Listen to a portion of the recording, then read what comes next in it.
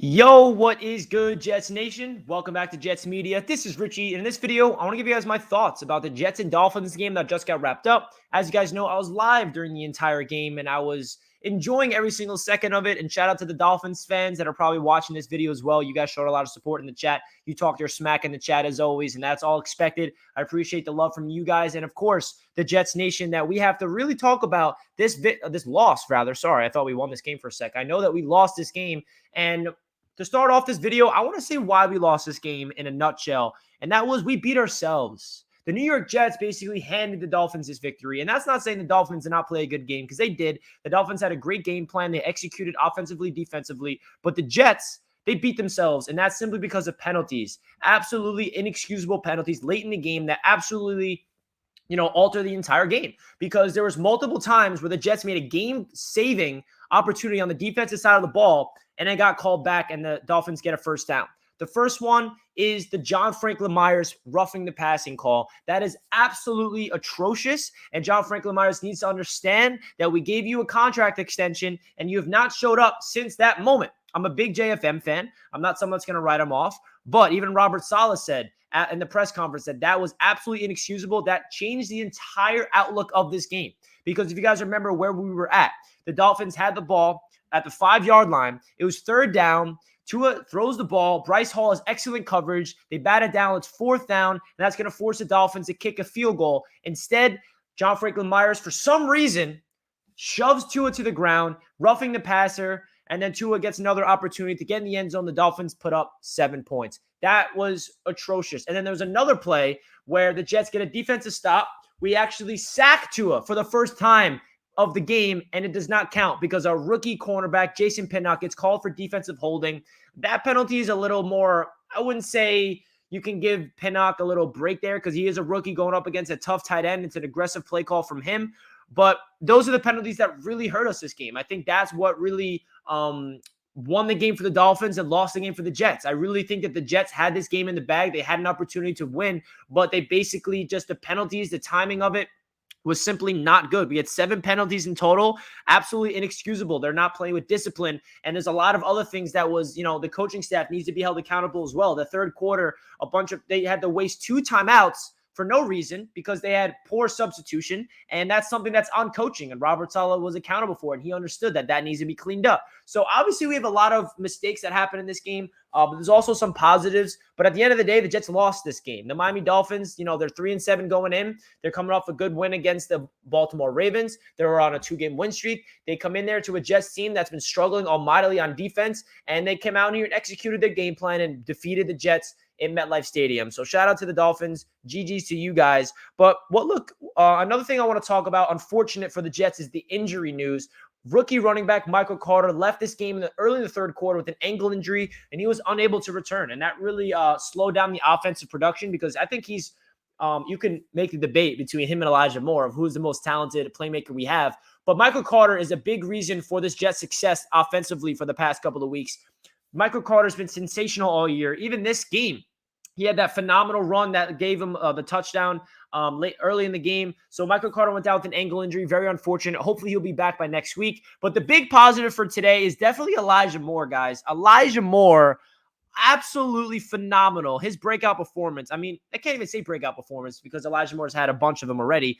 Elijah Moore had 8 receptions for 141 yards and a touchdown, and he also had a 62-yard touchdown. Absolutely phenomenal. On that play, I literally said on the live, I was like, yo, target Elijah Moore. It's one-on-one. I like our chances. I know that the Miami Dolphins are a very good man-to-man coverage team, but I like our rookie man-to-man coverage. And Joe Flacco trusted Elijah Moore. Elijah absolutely burned Byron Jones on that in-cup, takes it 62 yards to the house. That's the Elijah Moore that we signed up for, and why Jets fans were so excited to get him. And that's why I bought his damn jersey. So Elijah Moore continues to impress and prove to be a future star in the making for the Jets offense. And when it comes to Joe Flacco, the big decision for the Jets this week was going with Joe Flacco instead of Mike White. And you can say that the Jets made the right decision. I think Joe Flacco did everything he needed to do to get the Jets the victory. I know that the Jets did not win, so I guess he should have done a little more. But Joe Flacco basically did everything that I wanted him to do. He finished with 24 of 39, 291 yards, 2 touchdowns, a passer rating of 101.5, had no interception, did have that fumble that was like a crazy play in the beginning, but Joe Flacco handled the blitz as well. He got the ball into the playmakers' hands, because that's what I was preaching all week to you guys. Like, the reason why I'm excited for Joe Flacco is simply because I have confidence in him making sure that we give the playmakers an opportunity, and that's exactly what he did with Elijah Moore. So, you got to give him credit there. And then Michael Carter, he had 9 carries for 63 yards and a long run of 39. So it's unfortunate he had to go down with an injury, because he really was playing well. So the offense, I feel like they could have had a little more explosive plays. I think the penalties really held them back. They got some bad holding penalties. But overall, the Miami Dolphins defense is legit. I think that they're very underrated. I think Brian Flores has a great defensive mind. They blitz like no other. They had got defensive backs coming from every single different angle. They got free rushers coming on us. So the Dolphins did their thing in terms of shutting down the Jets offense, only putting up 17 points. And when it comes to the Jets defense, man, I feel like we have to realize who's playing with this Jets defense, guys, because I think all Jets fans understand that we have so many injuries, and I'm not here to make any excuses, but we just have to realize the no names that's on this team. We got Elijah Riley as our safety. We got an undrafted free agent, Isaiah Dunn, who got absolutely schooled today. We got people all over the place that are just not part of the future, and that's the reality because of this Jets team with the injuries. So I feel like the Jets defense, after being historically bad for the past 4 weeks, they kind of held their ground. The first drive, the Dolphins went down our face and scored a touchdown, and I thought, here we go again, another 40-point, destroying of the opponent offense on our defense. But that's not what happened. The Jets defense really did a good job after that first drive for the Dolphins, and then we actually get an interception from Ashtyn Davis due to the pressure of the defensive line. And then the defense did their thing in the first half, and then the second half, the defense, the penalties. You guys heard me go on a quick rant in the beginning of the video. The penalties is what really, held us back in this game. John Franklin Myers needs to be held accountable. He needs to wake up, because we missed JFM's production, and that penalty single-handedly lost us this game. I really think that, because that was a pivotal moment where the Jets didn't even have an opportunity to come back in this game because of the penalties. And that's what's frustrating, because I was like, okay, maybe we can get a Joe Flacco magical drive that can go down the field and tie the ball game, but we didn't even give Joe Flacco a chance to do that because of the penalties. The defense did everything they could do. The DBs, Isaiah Dunn got beat. Ashtyn Davis got beat outside of that interception. Bryce Hall did his thing. Michael Carter II, he was getting beat by Mike Gesicki, and that's a tough matchup. And the defensive line, man, we got 0 sacks today, I think. Did we finish with 0 sacks? Is that one didn't count? That's really concerning for me personally, because I think the heart and soul of this defense for the Jets is the defensive line. And I said going into this game, the only way we win is if we dominate the line of scrimmage and we get consistent pressure on Tua, and we make sure that he does not have any time in the pocket. And that's not what happened. The Jets D-line disappointed.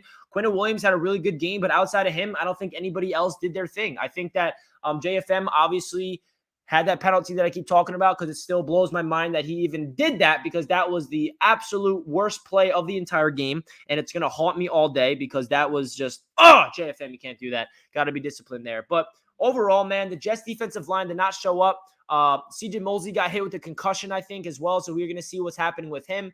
But overall, man, that's my thoughts. I'm not really that upset about this loss based on the other losses like previously.